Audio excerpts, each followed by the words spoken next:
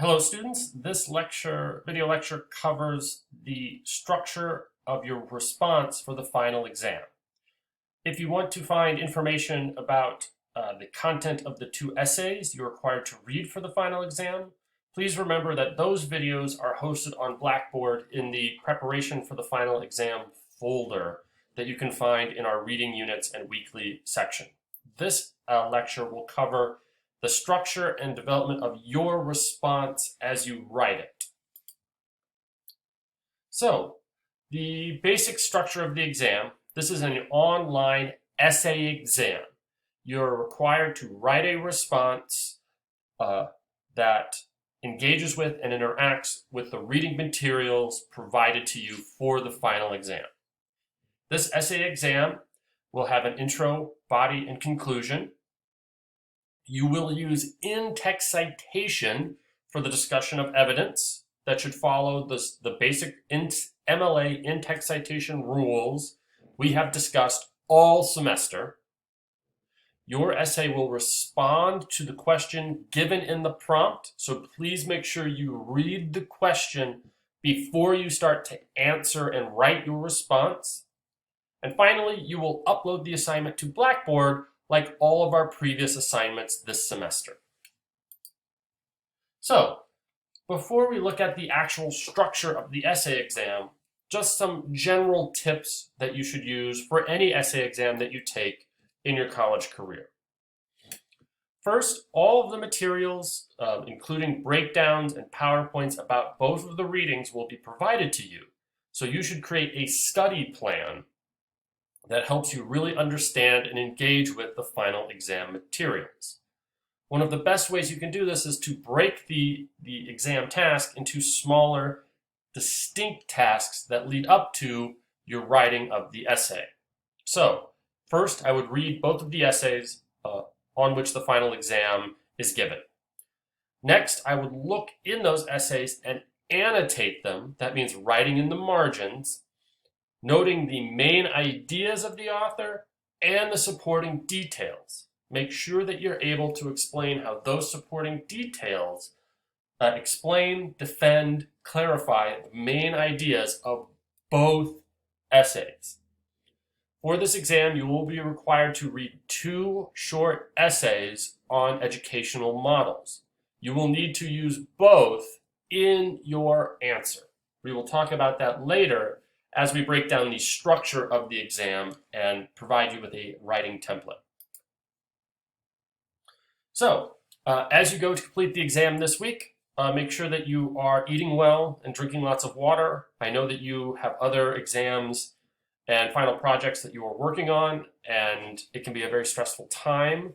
So just make sure that you are treating yourself and your body well. Don't overdo it with the caffeine. I know it's sort of something that students need to finish assignments late at night, but balance it out with water. Please make sure that you have prepped for the final exam, analyzing the readings, the PowerPoints, and all of the materials placed on Blackboard. There's a lot available to you on Blackboard. Make sure you avail yourself of it.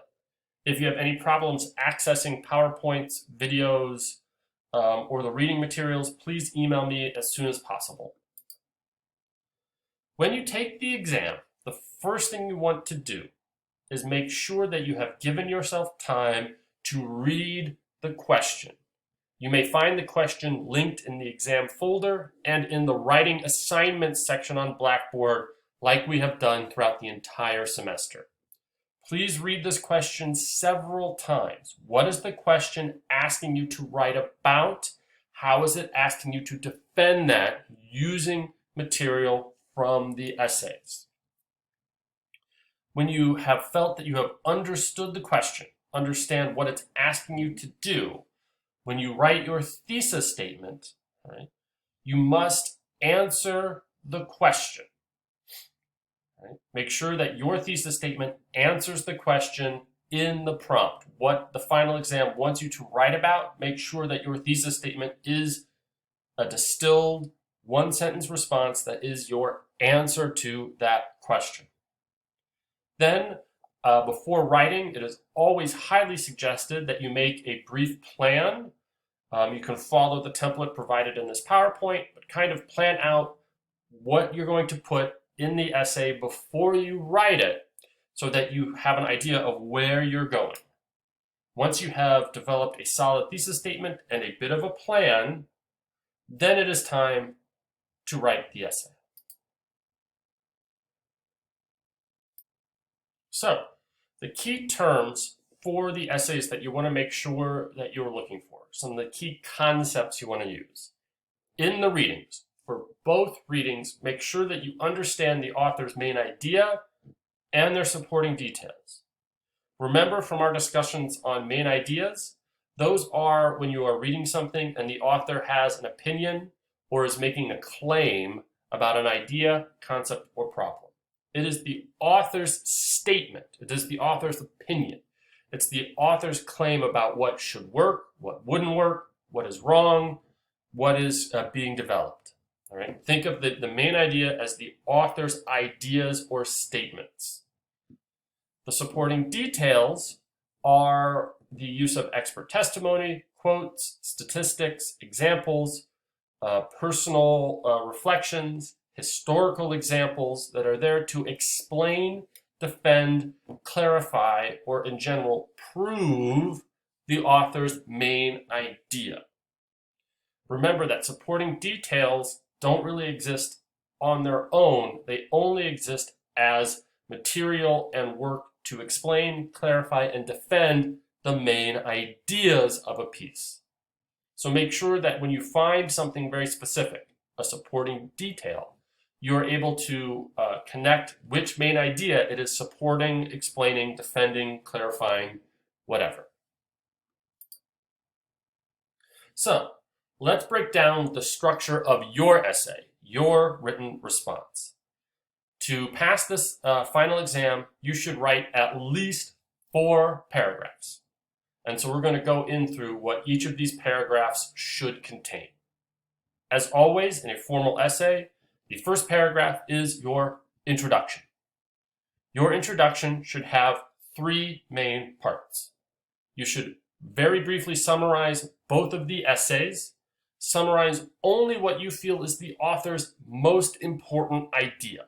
What is the author's thesis statement? Do not forget to, in your introduction, to present the author's full name.